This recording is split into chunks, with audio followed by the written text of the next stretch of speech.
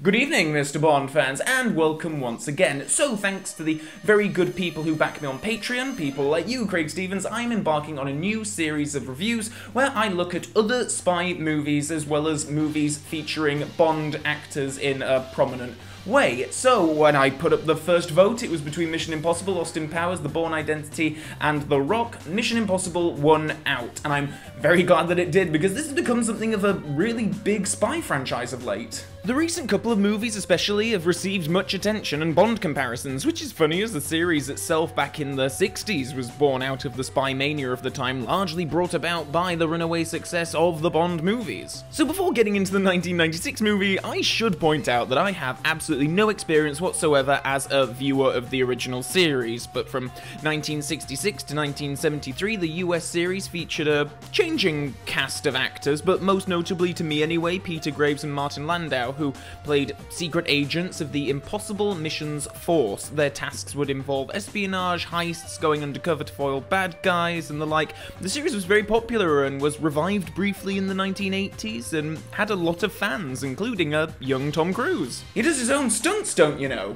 Tom Cruise, the megastar, was in a position in the mid-90s where he could cherry-pick his own movie projects, and so when he set up his new production company, he sought Paramount to front the money for a big-budget feature film adaptation of the series, and that film went into production without a finished script, but more on this later. So as you see, I have a very rudimentary understanding of what Mission Impossible is as a series, as a brand, which is not terribly helpful when jumping straight into Mission Impossible, the 1996 movie. It does just kind of start assuming that you know the general setup, with Jon Voight's character explaining a mission to a team. There's a lot of exposition to take in and machinations to understand, and as the first mission is foiled anyway, a lot of it ends up not mattering an awful lot. The whole pretense of this mission is just so that it can go wrong, and almost all the agents are offed, bar Tom Cruise, of course, and the rest of the movie is his Ethan Hunt character trying to find out who rumbled them and why. It's a bit of a shame to see so many potentially great characters killed so quickly. Kristen Scott Thomas in particular just seems like someone who could have hung around for the whole movie, but as a premise, I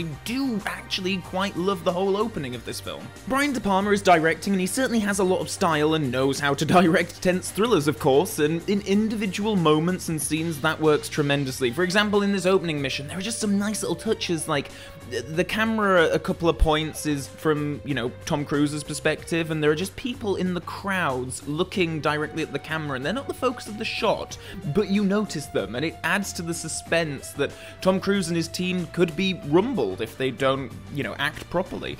And then it's not just a red herring. Later on it turns out that the people who were looking directly at the camera were actually there to spy on Tom Cruise's team. It's a nice little detail that isn't overdone. Where De Palma's directing lacks is in story cohesion. The narrative just gets confusing so quickly. Okay, so there's a mole in the IMF team, and Ethan Hunt's superiors think it's him, as he's the only supposed survivor of the botched mission, and because of a Bible, Hunt makes the link, which leads him to Vanessa Redgrave, who will reveal the identity of the mole if Ethan gets her this list, so he gets the help of two former IMF agents and Jon Voight's very much younger wife to pull off the heist. This leads, of course, to the most iconic scene in the movie, with Cruise on the wirework, and I must say, that scene really holds up. Even after all the imitations and all these years, that scene is phenomenally tense and exciting and electric.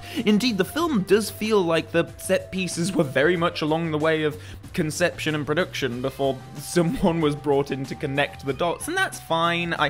You know, a lot of movies were born out of directors, you know, envisioning certain set pieces, and then they hire writers to kind of tie those set pieces together, but in this case, I just wish the plot was a bit more simple. I lose track of things very quickly, so the scenes between the set pieces of people talking are very uninteresting. I still don't really get how certain characters make the leaps of logic that they do. Like, there are these Bible clues dotted throughout the movie, and Tom Cruise connects dots that I'm like, I don't know how you made that leap of logic, but, you know, I guess it's just indicative of the fact that the script was nowhere near finished when they started filming on this thing, and the filmmakers chose to focus instead on the action and suspense set pieces. There's some strange attempted love triangle sort of thing between Hunt and Jon Voight and his wife, but it doesn't really go anywhere and it's largely uninteresting. So, of course, the big twist of the movie is that Jon Voight's character, who's named after Peter Graves' character from the original series, Jim Phelps, he dies in the first 10-15 minutes of the movie, but then, lo and behold, he's actually the main villain and comes back later on in the story, which might have been a big twist had Jon Voight not been playing that part and received prominent billing in the credits. You know he's gonna come back because he's Jon Voight. It feels very GoldenEye that the hero's colleague turns out to be the, the main villain. It would have been even more similar if GoldenEye's original villain being Bond's mentor had made it through to the final film. Anyway, the love triangle is bothersome because it's in this weird halfway house. I don't know if it was filmed with that in mind, and then in editing they were like, Jesus, there's no chemistry between these actors at all, and it got cut down, or what, but it's never engaging and never feels well developed. Anyway, the last act of the film, in London and aboard a high-speed Eurotunnel train, is frigging amazing. This is such an awesome action sequence, and I love it. I'd seen this movie years ago, but this is my first time watching it as an adult, and I love how this thing escalates. I mean, very much like the opening of Skyfall in that respect, I think. The bit where the helicopter goes into the tunnel while it's tied to the train is just amazing. Jon Voight's collaborator is played by Jean Reno, who's an actor who I really love, and I wish that he'd appeared in Bond films at some point, but he has such a gleeful, villainous moment where he could just leave Cruise's character and make a getaway, but he's such a sadist that he edges closer and closer with the helicopter blades, and ultimately, it's that sadism that foils the bad guys as the helicopter blows up in the tunnel and crushes Jon Voight. So, despite not ending up with a girl, as Jon Voight decided to shoot his wife earlier on for some reason, it's nonetheless a happy ending for both Cruise's character and Cruise himself, as the movie made a truckload of money and he was a big part of the creative process, so props to him for that. I think it's an entertaining enough movie if you don't mind glossing over some of the more absurd leaps of logic that characters take, but there is one main drawback for me with this movie, and indeed with the series on a whole, and that is the main star. Are there any Frasier fans out there? I mean, stay with me on this. There's an episode of Frasier called The Focus Group, and, it's that episode where they arrange a focus group to discuss Frasier Crane's radio show, and it's largely, a bunch of positive comments, and then there's one guy who just doesn't like the show because... I don't like him. Why? I don't know. I just don't like him. This is exactly how I feel about Tom Cruise. I don't know if I could really articulate it much beyond that, but... I don't like it. His on-screen presence just irritates me. Like, if I was watching an 80s movie starring, Meg Ryan or Melanie Griffiths or one of those type of actresses, and they were like, it's a comedy drama and they're working in an office and they have some, lecherous, slimy, American Psycho yuppie co-worker who's putting the moves on them and they keep pushing back, but he's just so horrible that they end up pouring hot coffee on his crotch to get rid of him. That's the kind of role that I can imagine Tom Cruise playing, and I just have a real hard time buying him as action movie star savior of the world. And that's a problem, because that's the role he most often ends up playing. It also irritates me how much they promote these movies on the basis of him doing most of his own stunts. I love real stunt work, don't get me wrong. The more stuff for real, the better. And if an actor can actually take part in that, then great. That helps me buy into what I'm seeing on screen. It helps the believability so much. But with Tom Cruise, it just annoys me. And probably just because... I don't like him.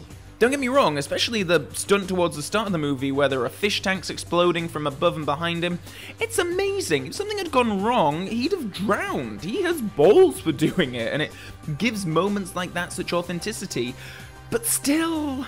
I just don't like him. And yet, despite that, the first Mission Impossible movie is a fun enough spy adventure. I had a good time watching it in spite of my dislike for the star and the, at times, incomprehensible plot. De Palma and the filmmaking team create at least 4 fantastic set pieces, one of them being truly iconic, and the strength of those sequences alone should provide enough entertainment for any spy movie fan. So if you would like to vote for next month's spy action movie review, then please do head over to my Patreon page. Mission Impossible 2 will be one of the options that you can vote for, and I'm expecting quite a tight race again, because the voting for this particular video was super tight. I was quite surprised, actually. I thought there'd be one clear winner, but no, it seems pretty even. So I might be looking at Mission Impossible 2 next month, or I might be looking at something else. But it's up to the patrons to decide what I look at. But for now, so long, and thanks for watching, Bond fans, and this video review will self-destruct in 5...